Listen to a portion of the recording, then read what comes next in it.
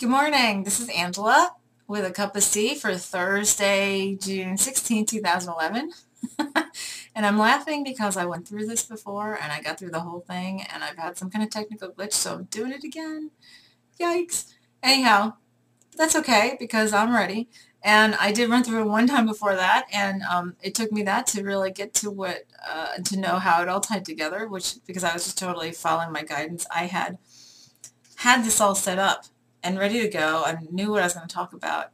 And then last night and I went into meditation and got, no, we're changing direction. You got to talk about this. And I was like, what? Well, I don't even have this. I don't understand how it ties in. Oh, you'll get it. And I guess it was because I was supposed to do that whole thing and realize, oh, at the end of that, oh, this is how it ties together. Yippee. So it works out. It's all perfect, right? Anyway, so the topic today is actually remembering our inner divinity, because we are all part of the one and we are all empowered.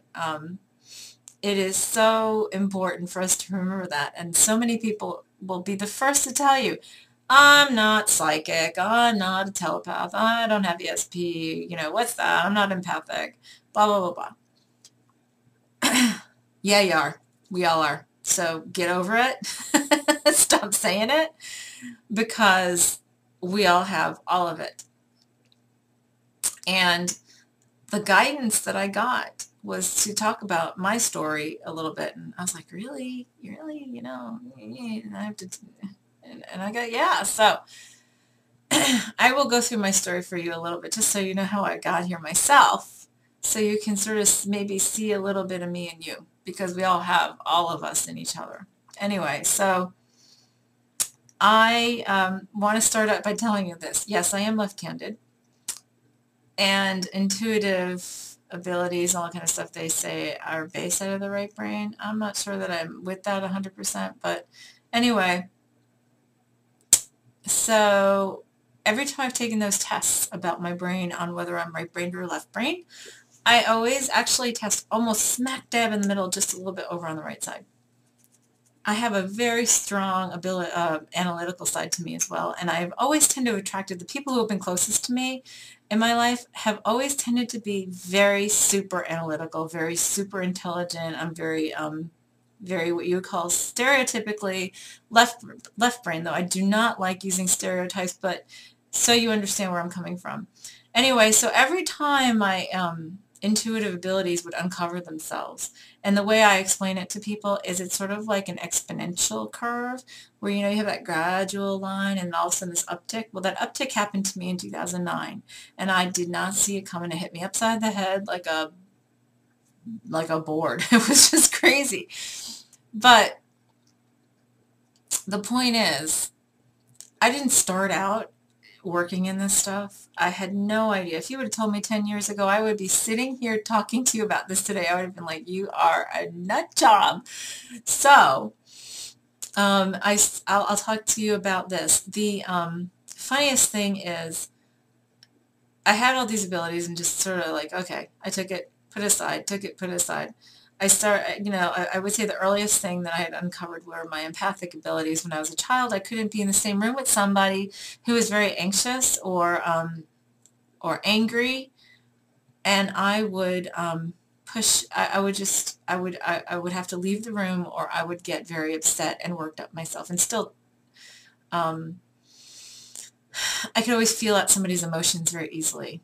And so what happens when you turn into a teen, and that's happening very easily, is you shut it out or you become a total blithering idiot. And I tended to, I think, once I went through the latter, I decided to go with the former, and I really put a steel wall around me for a while.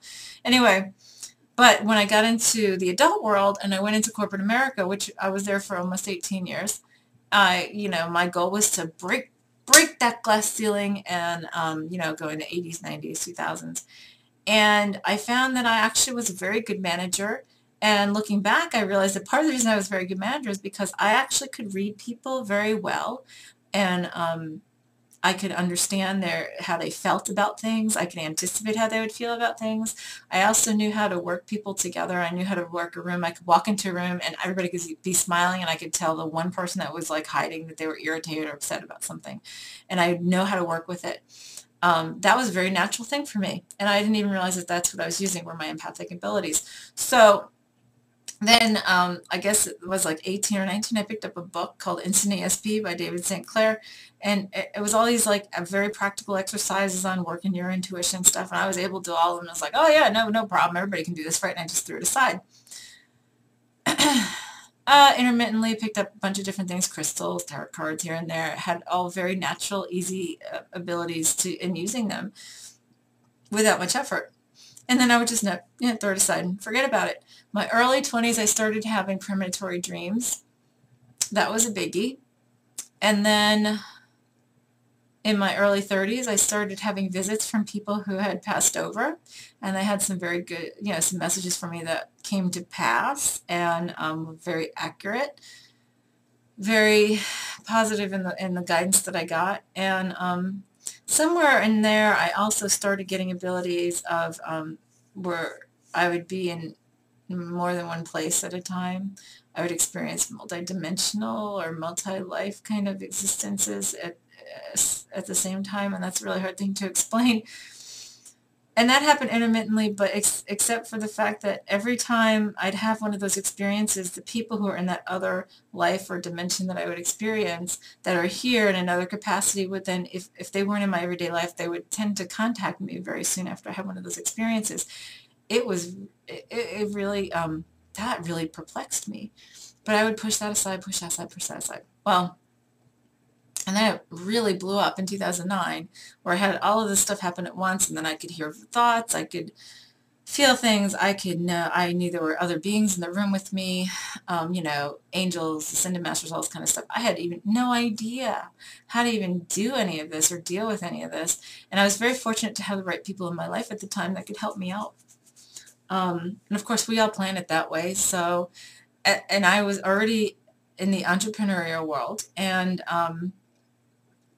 had a client, and I heard this voice this one morning telling me, talk to her, she'll understand. I'm like, no, she'll think I'm a freak. No, talk to her. And you know what she did? And she has been wonderful and a wonderful friend and a wonderful mentor. So I'm really glad to have had her. But also that I also had a whole bunch of other people that I didn't realize I had set myself up to have there when the time came.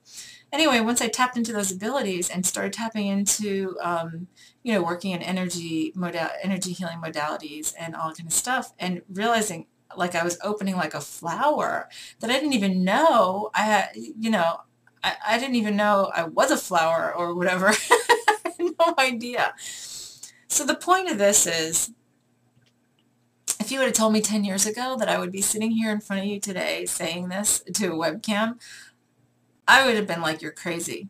Absolutely not. But here I am, and happy to do so, because I love helping people realize that they all have this within themselves. We are all empaths. We are all telepaths. We are all psychics, because we're all connected and we're all one and with everything. And the more we remember that, the more we're able to tap into it. And I have seen some amazing things that defy anything I have ever been taught before I started working in this. And the other thing that I wanted to cover really quickly, because I'm down to a minute left, is when I went out to see Keisha Crowther, who they call Little Grandmother, in New Mexico.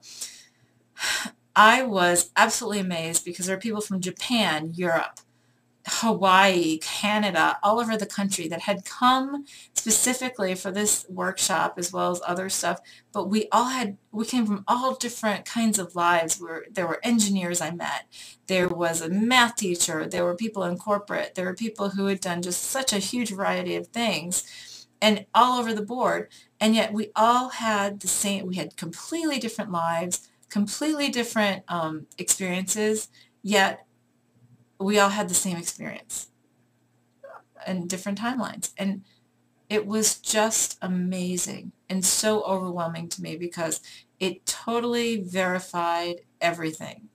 and what we're going through and this exciting, awesome time that's going on today. And it was just perfect because it's everything I needed to hear and to see that, oh my God, this is happening all around the world to everybody. It isn't just me. So it isn't just you. It isn't just your neighbor or your sister or your cousin or your husband. It is you too, and it's all of us, and we're going to have this fantastic time. But the first thing we need to do is to shut down all that chatter, like I talked about on Tuesday, and we have to really take some time out for us and to listen to what's within us, because that's what's going to help us tap back in to where we need to be. So on that, I'm going to let you go because it is 10.5 minutes, and I want you to, over the weekend, I want you to take that time to quiet your mind. Whatever you do that I talked about on Tuesday that helps you do that, do it. And we'll see you next week. This is Angela. It's a Cup of Tea. Have a great one.